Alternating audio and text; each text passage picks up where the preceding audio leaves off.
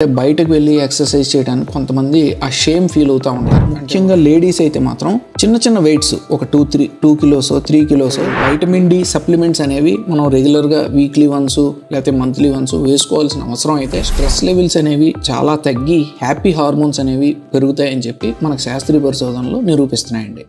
అందరికీ నమస్కారం అండి. నేను మీ డాక్టర్ రాంప్రసాద్ని. చాలా మందికి తలెత్తే ప్రశ్న అండి ఎక్సర్సైజ్ గురించి. బయటకు వెళ్ళి జాగింగ్ కానీ వాకింగ్ కానీ అంటే అవుట్డోర్ ఎక్సర్సైజ్ బెటరా, లేదంటే ఇంట్లోనే ఉండి సైక్లింగ్ కానీ ట్రెడ్మిల్ కానీ లేదంటే వెయిట్స్తో వర్కౌట్ చేసుకోవడం అంటే బేసికలీ ఇండోర్ ఎక్సర్సైజ్ బెటరా, ఈ రెండు ప్యాటర్న్స్లో ఏది బెటరు అని చెప్పి చాలామంది నన్ను అడుగుతారు. సో ఇవాళ ఈ యూట్యూబ్ వీడియోలో దీని గురించి చూద్దామండి. ఫస్ట్ పాయింట్ అండి, ఈ అవుట్డోర్ ఎక్సర్సైజ్ అంటే బయటకు వెళ్ళి కనుక మనం ఎక్సర్సైజ్ చేస్తూ ఉన్నాం అనుకోండి, మినిమం మనకి 15 నుంచి 30 నిమిషాల వరకు సూర్యరశ్మి మనకి తగలటం అనేది జరుగుతుంది. దీనివల్ల మన బాడీలో న్యాచురల్గానే ఈ వైటమిన్ డి ఉత్పత్తి అనేది సరైన మోతాదులో జరుగుతుంది.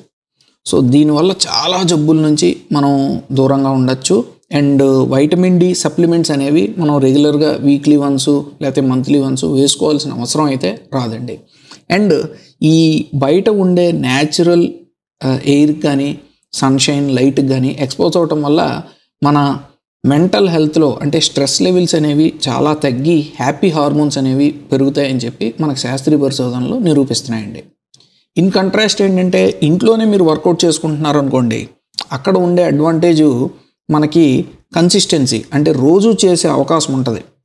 బయట మనకి వాతావరణం ఎలా ఉన్నా సరే అంటే వెదర్తో సంబంధం లేకుండా, బయట వర్షం పడుతున్నా చలి వేస్తున్నా సంబంధం లేకుండా.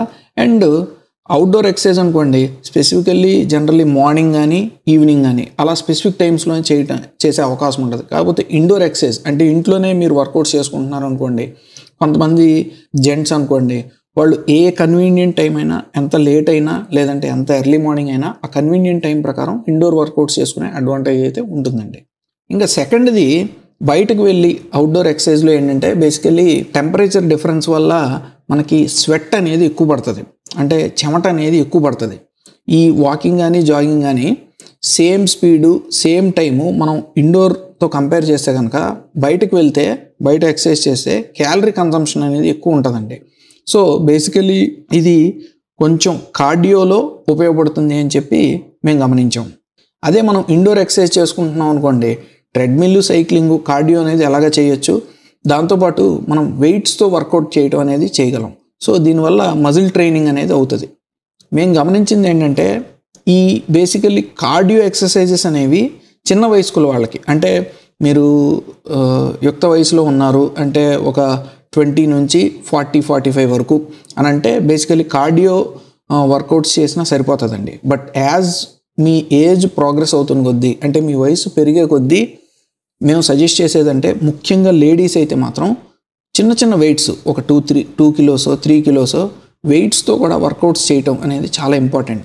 దీనివల్ల మనకి మజిల్స్ మజిల్ మాస్ అనేది తగ్గకుండా ఉంటుంది మీ ఏజ్ పెరిగే కొద్దీ కూడా. అండ్ బోన్స్ అనేవి కూడా చాలా బలంగా ఉంటాయి అని చెప్పి మనకు శాస్త్రీయ పరిశోధనలు నిరూపిస్తున్నాయండి. కాకపోతే ఈ వెయిట్స్తో వర్కౌట్ చేయడం అనేది ఇండోర్లోనే పాసిబుల్, అంటే మీరు ఇంట్లో వర్కౌట్ చేసుకుంటేనే పాసిబుల్. సో ఇండోర్ ఎక్సర్సైజెస్కి అదొక అడ్వాంటేజ్ అండి. ఇంకా థర్డ్ పాయింట్, జనరల్గా ఏంటంటే రిటైర్ అయిన వాళ్ళు కానీ లేదంటే ఇంట్లో ఉండే లేడీస్ కానీ బయటకు వెళ్ళి ఏదన్నా సోషలైజ్ అయ్యే అవకాశం అంటే నలుగురితో కలిసే అవకాశం అనేది చాలా తక్కువ ఉంటుంది. సో ఈ అవుట్డోర్ ఎక్సర్సైజ్ కారణం రూపేనా సరే వాళ్ళు బయటకు వెళ్ళి నలుగురితో మింగిల్ అయ్యే అవకాశం అంటే నలుగురితో మాట్లాడే అవకాశం ఉంటుంది. సో బేసికల్లీ ఆ సోషలైజ్ అయ్యే ఆపర్చునిటీ అనేది అవుట్డోర్ ఎక్సర్సైజ్కి అదో పెద్ద అడ్వాంటేజ్ అండి. దీని ద్వారా ఏంటంటే మనకి స్ట్రెస్ లెవెల్స్ తగ్గుతాయి, హ్యాపీ హార్మోన్స్ కూడా పెరుగుతాయండి. ఇన్ కంట్రాస్ట్ మనం ఇండోర్ ఎక్సర్సైజెస్ అనుకోండి, మనం డెఫినెట్లీ రోజు చేయగలం, కన్సిస్టెంట్గా చేయగలం. అండ్ మీకంటూ ఒక ప్రైవసీ ఉంటుంది. ఎస్, అండ్ మీరు వర్కౌట్స్ మీద ఫోకస్ చేయొచ్చు. అంటే మీరు ఎవరన్నా వెయిట్ లాస్కి ఒక కోచ్ని పెట్టుకున్నారనుకోండి, లేదంటే మజిల్ ట్రైనింగ్కి ఒక కోచ్ని పెట్టుకున్నారనుకోండి, సో ఆ కోచ్ ఇచ్చిన ప్రోటోకాల్ ప్రకారం ఎక్సర్సైజెస్ అన్నీ మనం ప్రతిరోజు కంప్లీట్ చేసే అవకాశం అనేది ఉంటుందండి. అండ్ ఇంకొక అడ్వాంటేజ్ ఏంటంటే జనరల్లీ మేము అడ్వైజ్ చేసేది బిగినర్స్ అంటే బాగా వెయిట్ ఎక్కువ ఉండి వాళ్ళు ఏంటంటే బయటకు వెళ్ళి ఎక్సర్సైజ్ చేయడానికి కొంతమంది ఆ షేమ్ ఫీల్ అవుతూ ఉంటారు. అంటే వాళ్ళు సిగ్గుపడుతూ ఉంటారు, అమ్మో బాడీ షేమింగ్ వల్ల మనం ఏమనుకుంటారో అని. సో అలాంటి వాళ్ళకి కొంత ప్రైవసీ కోసమును, తర్వాత వాళ్ళని వెయిట్ తగ్గే వరకు కూడాను ఇండోర్ ఎక్సర్సైజ్ అయితే వాళ్ళకి బెటర్ అని చెప్పి సూచించడం జరుగుతుంది. కొన్ని రోజుల తర్వాత వాళ్ళకి ఎక్సర్సైజ్ అనేది అలవాటయ్యి కొంత వెయిట్ తగ్గి వాళ్ళలో ఆ ఫీలింగ్ అనేది పోయిన తర్వాత definitely they can switch over to outdoor exercise అనమాట. సో టు సమరైజ్ అండి, ఇండోర్ ఎక్సర్సైజ్ బెటరా అవుట్డోర్ ఎక్సర్సైజ్ బెటరా అంటే దేనికి ఉండే ప్లస్లు దానికి ఉన్నాయి, దేనికి ఉండే మైనస్లు దానికి ఉన్నాయండి.